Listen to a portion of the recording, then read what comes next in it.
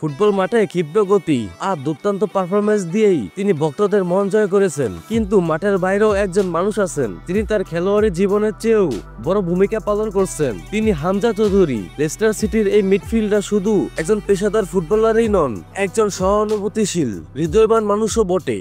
তিনি নিজের শিকড়কে ভোলেননি এবং প্রতিনিয়ত তার গ্রামের মানুষের মুখে হাসি ফোটাতে নিরলস কাজ করে যাচ্ছেন। আজ আমরা হামজা চৌধুরীর সেই আলোচিত দিকটি নিয়েই কথা বলবো, যা তাকে একজন সত্যিকারের নায়ক হিসাবে প্রতিষ্ঠিত করেছে। তো হামজা চৌধুরীর ফ্যানরা সাবস্ক্রাইব করে শুরু করে চলো। হামজা চৌধুরী তার পৈতৃক নিবাস হবিগঞ্জের বাহুবল উপজেলার স্নানঘাট গ্রামের সাথে গভীর সম্পর্ক বজায় রেখেছেন। প্রবাসে থাকলেও তার মন পড়ে থাকে গ্রামের অসহায় মানুষের কাছে। তার কাছে গ্রামের উন্নয়ন আর মানুষের মুখে হাসি ফোটানোর কেবল দায়িত্ব নয়, বরং ভালোবাসার এক বহিঃপ্রকাশ।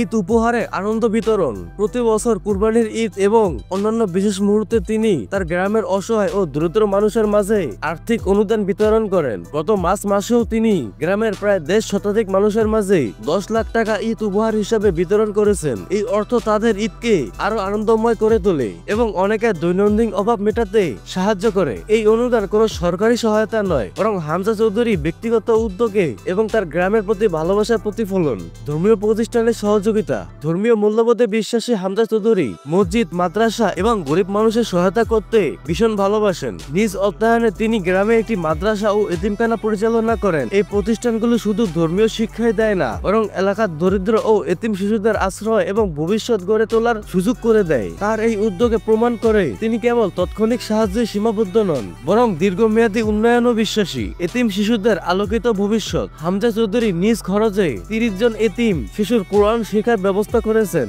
এটি একটি অসাধারণ উদ্যোগ, যা এই শিশুদের শুধু ধর্মীয় শিক্ষায় শিক্ষিত করছে না, বরং তাদের জীবনে আলোর দিশা দেখাচ্ছে। এই শিশুরা বড় হয়ে সমাজের ভালো মানুষ হিসাবে গড়ে উঠবে, এমনটাই তার প্রত্যাশা। পারিবারিক সহমর্মিতা। হামজা চৌধুরীর এই মহৎ কাজে তার স্ত্রী অলিভিয়াও সমানভাবে অংশীদার। তিনি নিয়মিত এতিমখানার জন্য টাকা পাঠান এবং বিভিন্ন জনকল্যাণ কাজে হামজার পাশে থাকেন। এটি তাদের পারিবারিক মূল্যবোধ এবং সমাজের প্রতি দায়বদ্ধতার একটি সুন্দর উদাহরণ। কুরবানির ঈদ, ভালোবাসার প্রতিচ্ছবি। কুরবানির ঈদে হামজা চৌধুরী দানশীলতার একটি বিশেষ চিত্র ফুটে ওঠে। তিনি প্রতি বছর গ্রামবাসীর জন্য কুরবানি দিয়ে থাকেন। এটি তার পূর্বপুরুষদের ঐতিহ্য এবং গ্রামবাসীদের প্রতি তার ভালোবাসার এক প্রতীক। কুরবানির ঐতিহ্য। গ্রামবাসীদের মতে প্রতি বছর তার পরিবার থেকে 6 থেকে 7টি গরু কুরবানি করা হয়। এই কুরবানির মাংস গ্রামের দরিদ্র ও অসহায় মানুষের মাঝে বিতরণ করা হয়, যাতে গ্রামের প্রতিটি পরিবার ঈদের আনন্দ উপভোগ করতে পারে। এটা শুধু মাংস বিতরণ নয়, বরং ভালোবাসার বন্ধন আর সহমর্মিতা ভাগ করে নেওয়া এক অনন্য উপায়। এবারের বিশেষ উদ্যোগ। জানা গেছে হামজা চৌধুরী এবার কুরবানির সময়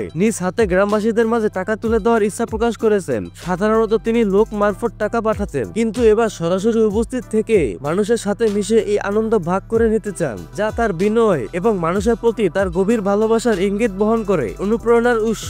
হামজা চৌধুরীর বার্তা। হামজা চৌধুরী কেবল একজন ফুটবলার হিসেবেই পরিচিত নন, তিনি একজন সফল মানুষ, একজন মানবিক ব্যক্তিত্ব এবং একজন অনুপ্রেরণার উৎস। তার দানশীলতা, জনকল্যাণ কাজ এবং গ্রামের মানুষের প্রতি তার এই গভীর ভালোবাসা আমাদের মনে করিয়ে দেয় যে সফলতা কেবল নিজেদের জন্য নয়, বরং সমাজের জন্য কাজে লাগানো উচিত। তার এই কার্যক্রম আমাদের শেখায় যে সামান্য সহানুভূতিশীল আর একটু প্রচেষ্টা হলেও হাজারো মানুষের জীবনে বিশাল পরিবর্তন আনতে পারে। হামজা চৌধুরী প্রমাণ করেছেন খেলোয়াড় হিসেবেও মাঠের বাইরেও একজন মানুষ সমাজের জন্য কতটা অর্থপূর্ণ ভূমিকা রাখতে পারে। তিনি একজন সত্যিকারের আদর্শ, তিনি তার শিকড়কে বুকে ধারণ করে এগিয়ে চলছেন। তার এই কর্ম দিয়ে হাজারো মানুষের হৃদয় স্থান করে নিচ্ছেন।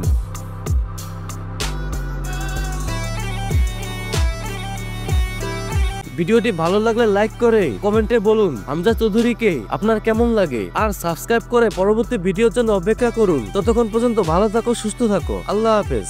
উপরে কিছু তথ্য স্থানীয়দের অভিজ্ঞতা ও প্রতিবেদন থেকে সংগ্রহীত, যা সরাসরি গণমাধ্যমে প্রকাশিত হয়নি।